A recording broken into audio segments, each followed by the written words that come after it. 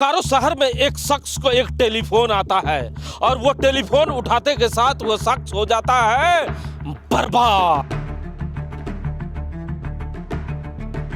आज जो खबर मैं दिखाने जा रहा हूं उस खबर को जरा गौर से पूरे शहर वासियों को ही नहीं पूरे झारखंड वासियों को देखने की आवश्यकता है।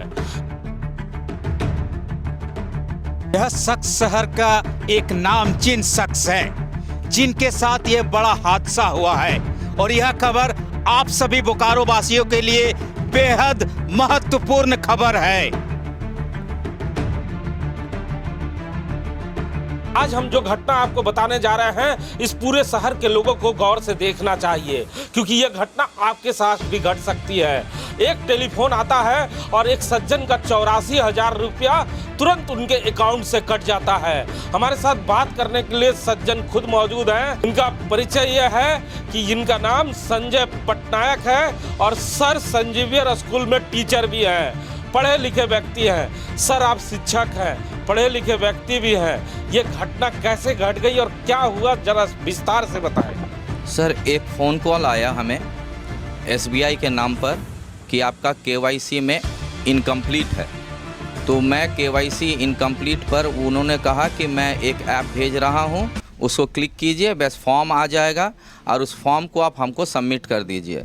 मुझे कुछ समझ में नहीं आया, मैं उस ऐप को क्लिक किया और क्लिक करने के बाद फॉर्म आया नहीं तो बोला एक नंबर डालिए। उन्होंने एक कोई नंबर दिया 94 कुछ नंबर फ़ोन दिया और उस फ़ोन पर जब हमने क्लिक किया तो कुछ ऐसा ऐप आया जो ऑकवर्ड था और उसके बाद उसने कहा जिस पैसे से आप जिस ATM से पैसा निकालते हैं वो पिन डालिए, नहीं तो जिस फ़ोन पे से आप पैसा निकालते हो पिन डालिए, आपका ATM अपडेट हो जाएगा। तो मुझे शक हो गया तुरंत और मैं उस कॉल को तुरंत डीएक्टिवेट कर दिया और मैं कुछ उस नंबर में कुछ भी नहीं डाला। डीएक्टिवेट करने के बाद अगला दिन मैं जा कर के सेंट जेवियर्स, मतलब ये घटना कब की है? ये 18 तारीख की है।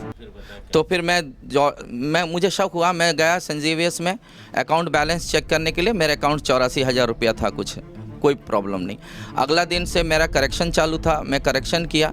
कल मैं किसी को पेमेंट करना था 1,000 रुपया, जब मैं पेमेंट किया तो लिखता इनसफिशेंट बैलेंस और जब मैंने पेटीएम से उसको चेक किया तो दिखा रहा -135 रुपीज़। ये सुनते ही मेरे होश उड़ गए।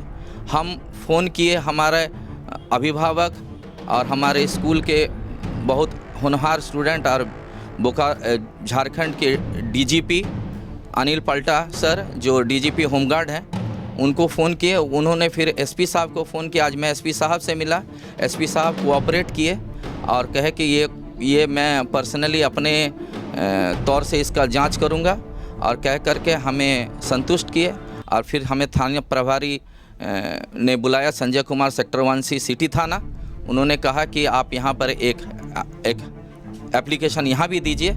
तो मैं अभी जा रहा हूँ वहाँ एप्लीकेशन देने के लिए। आप काफ़ी पढ़े लिखे व्यक्ति हैं, आप बच्चों को सिखाते हैं और इतने बड़े स्कूल में टीचर भी आप हैं। आप इस तरह की बातें हम लोगों को बताते हैं। आप भी सोशल मीडिया के माध्यम से देखा करते होंगे कि इस तरह कैसे साइबर क्राइम के लोग लूट लिया करते हैं। तो वो जो लोग हैं वो लोग हमेशा ऐसे लोगों को टारगेट किया करते हैं जो कम पढ़े लिखे हैं, लेकिन आप इतने पढ़े लिखे हैं, आप कैसे इस चंगुल में फंस गए? क्या उन्होंने बात कही कि आप उनके बात पर विश्वास कर रहे हैं? सिर्फ उन्होंने एक ही कहा कि आपका KYC अपडेट नहीं है, इस लिंक पर क्लिक करो। मैंने लिंक पर क्लिक किया और कुछ नहीं कहा।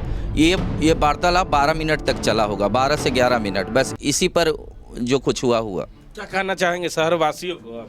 कहना चाहेंगे कि भविष्य में आपका भी ऐसा कोई कॉल आए, कुछ भी आए, आप बिना जाने हुए नंबर उठाइए ही मत और किसी से बात करने की ज़रूरत नहीं है और किसी ऐप पर क्लिक मत कीजिए और अपना OTP पिन नंबर किसी को मत दीजिए। शायद हमने तो किसी को दिया नहीं, किंतु बात करने पर ही पैसा चला गया।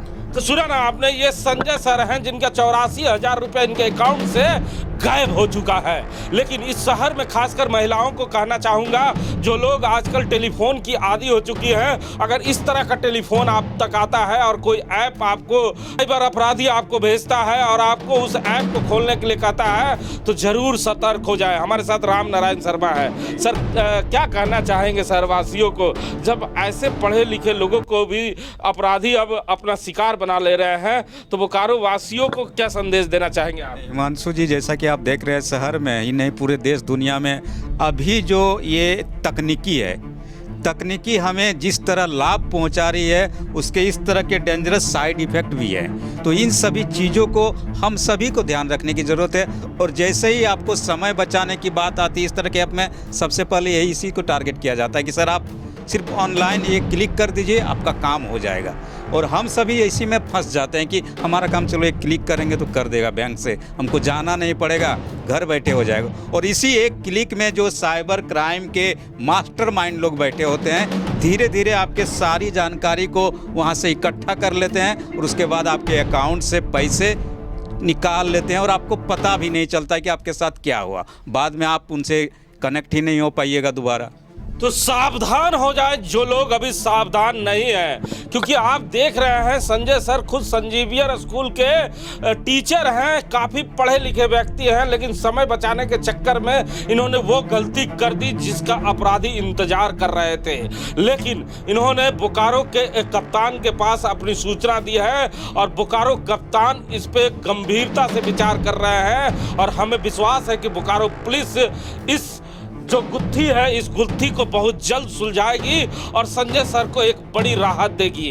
कैमरामैन भोला के साथ जीपी हिमांशु।